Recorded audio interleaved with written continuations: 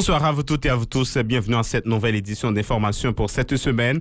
Le titre à la une, l'ambassadeur des États-Unis aux Nations Unies, Linda Thomas-Greenfield, se dit préoccupée par la situation haïtienne. Elle estime non inclusif le projet de référendum et plaide en faveur d'élections libres au cours de cette année.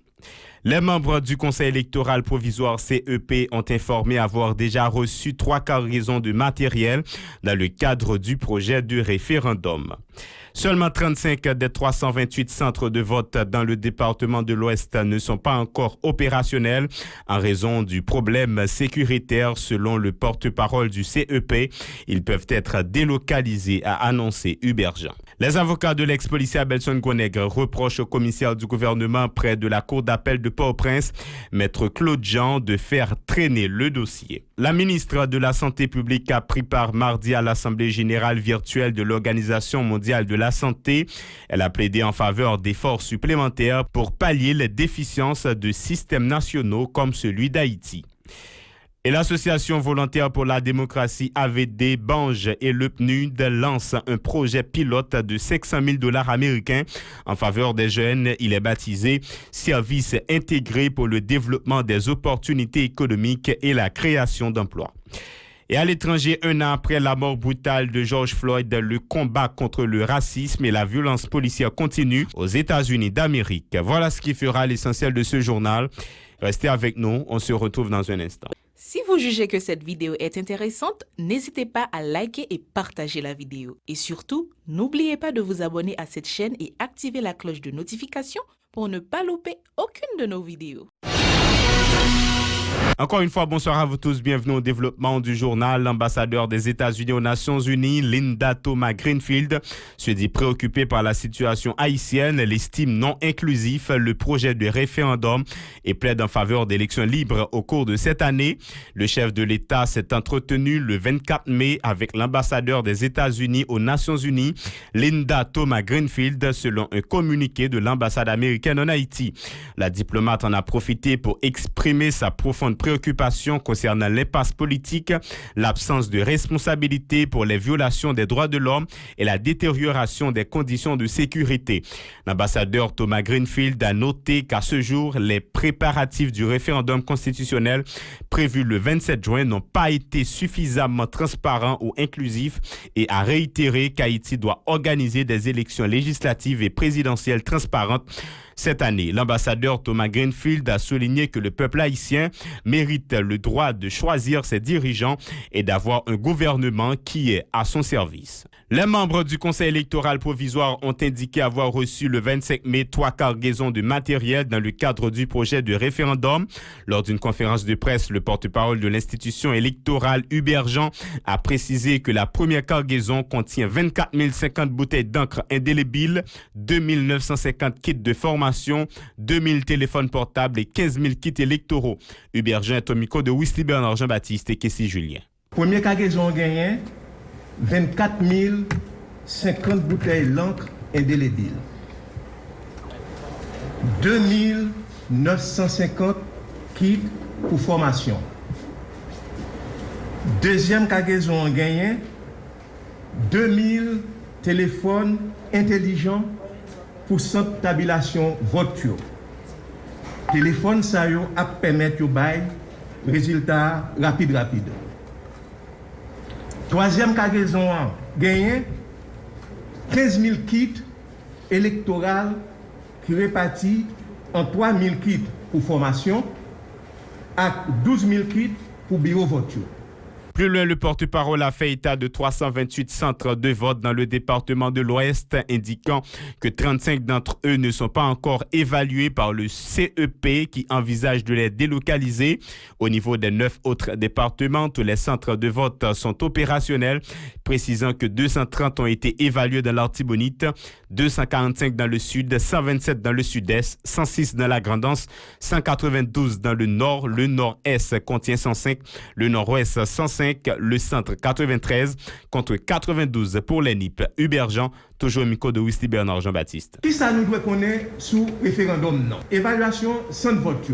Pour le département l'Ouest, il y a 328 sans vote, 35 pas évalués, raison sécurité, ils ont envisagé de déplacer centre vote ça. La Tibonite gagne 230 centres vote, tout évalué. Département Sud, 145 votes, centres de vote, tout évalué. Département Sud-Est, 127 centres de vote. Liste centre vote a permis direction registre électoral là produit registre référendaire liste passante à bureau vote. Les avocats de l'ex-policier Abelson Goneg reprochent au commissaire du gouvernement près de la cour d'appel de Port-au-Prince, maître Claude Jean, de n'avoir pas respecté l'arrêt du 3 mai de cette juridiction relatif à la mise en état de jugement du dossier. Selon maître Marc-Antoine Maisonneuve, le magistrat aurait exercé un pourvoi en cassation dans l'optique de faire traîner le dossier. Il était joint au téléphone à Pacifique Matin le 24 mai. Pratiquement, c'est un dossier dans lequel on ne peut pas parler de progrès. Et c'est un dossier qui reste, je pourrais dire, et dans un état de stagnation. Pas de progrès, pas de avancement qui fait dans le dossier ça.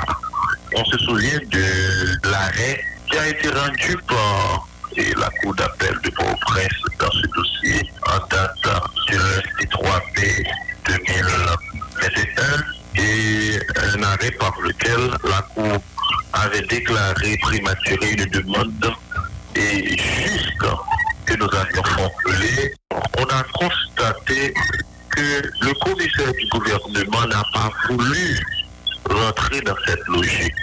En outre, Marc-Antoine Maisonneuve a traité d'injuste l'attitude de maître Claude Jean dans le traitement de ce dossier. Il précise que la déclaration de pourvoi en cassation ne devrait pas retarder le suivi du dossier d'Abelson Goneg et consorts. Ses propos.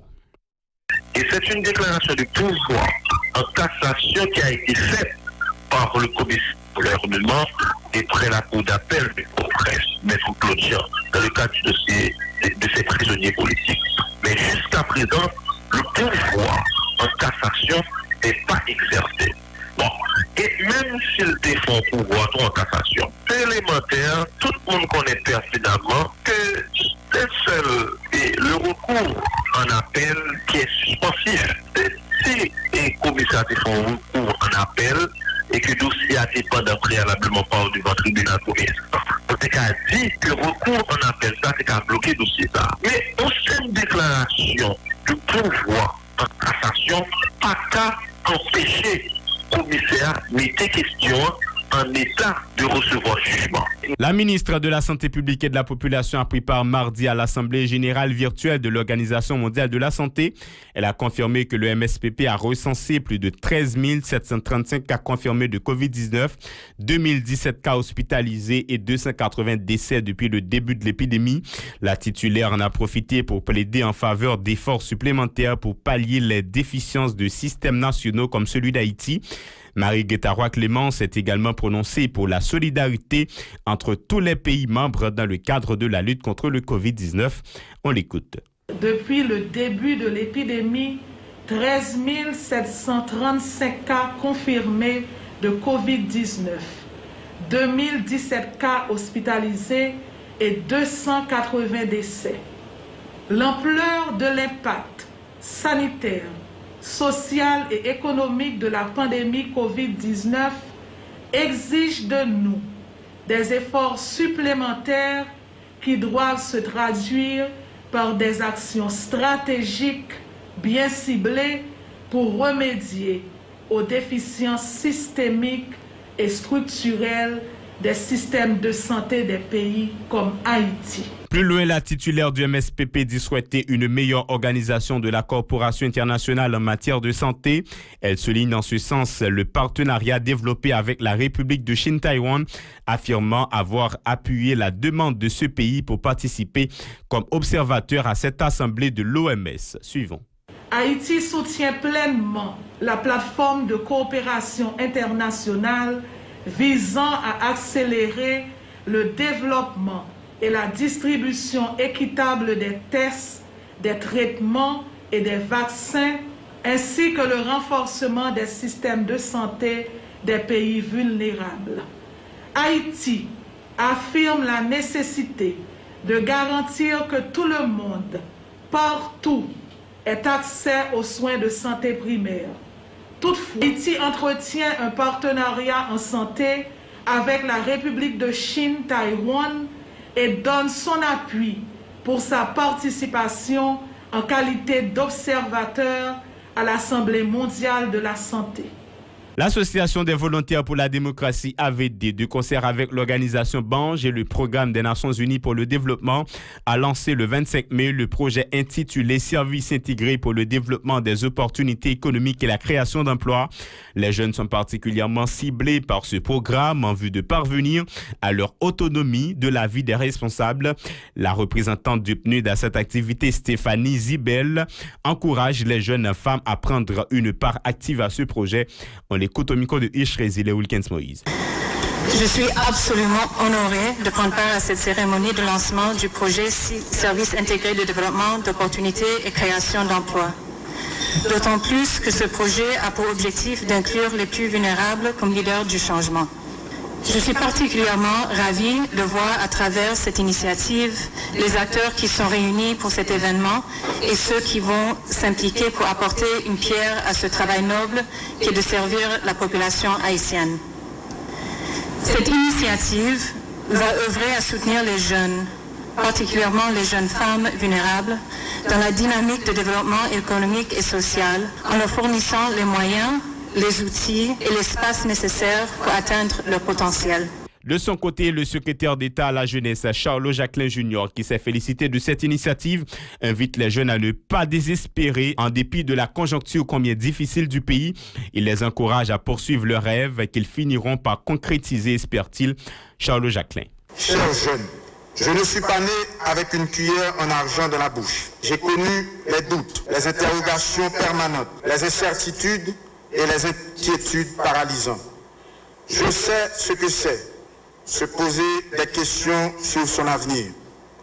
Je sais ce que c'est, chercher des opportunités, espérer malgré les peu d'options et de continuer à se battre. Ce que c'est, idée en tête et ne pas pouvoir passer à l'action faute de moyens. Je peux vous en dire non. Je sais ce dont je vous parle. Je l'ai vécu moi-même. Je travaille avec assiduité, dans la mesure du possible, pour que soit entendue la voix des jeunes au plus haut de l'État, au sommet de l'État. Pour sa part, la responsable de projet PNUD, Mulinka Calixte, souligne que ce programme comprend deux axes prioritaires, le partenariat et l'accès des jeunes au crédit. Elle précise qu'il s'agit de projets de $500 000. Ces propos recueillis par Ishrézile Wilkins Moïse. Financement du projet. Donc, ce projet est financé par un fonds. Donc, ce fonds, c'est un fonds du PNUD qui provient de plusieurs bailleurs à l'intérieur du PNUD. Et ce fonds est objectif d'intensifier les interventions qui répondent aux priorités nationales et aux problèmes émergents pour l'élimination de la pauvreté. Donc c'est un projet, alors je dois vous dire que c'est un projet pilote, donc la réussite de ce projet amènera probablement à un projet de plus grande envergure. On compte sur la collaboration de tous les partenaires ici dans cette salle que pour la bonne réussite de ce projet. À l'étranger, un an après la mort brutale de George Floyd, le combat contre le racisme et la violence policière continue aux États-Unis d'Amérique. Les défilés ont eu lieu aux États-Unis en mémoire de George Floyd, un an tout juste après la mort de l'Afro-Américain de 46 ans dans une rue de Minneapolis. Son décès survenu lors de son interpellation par les forces de l'ordre a déclenché depuis une vague de protestations contre le racisme et les violences policières. Les démocrates espèrent faire adopter prochainement au Congrès une loi pour lutter contre les bavures policières. C'est fantastique si les États-Unis parviennent à adopter une réforme de la police, une loi George Floyd, souligne le docteur Sholamos Shokamimou, avocate et militante des droits humains à Londres. Cette loi aura-t-elle un impact en Europe? Espère que oui, car le racisme est le même partout, que ce soit aux États-Unis, au Royaume-Uni ou dans d'autres pays d'Europe. C'est la fin de ce journal. Merci à chacun de vous de l'avoir suivi. Restez connectés à la télévision Pacifique pour la suite de la programmation.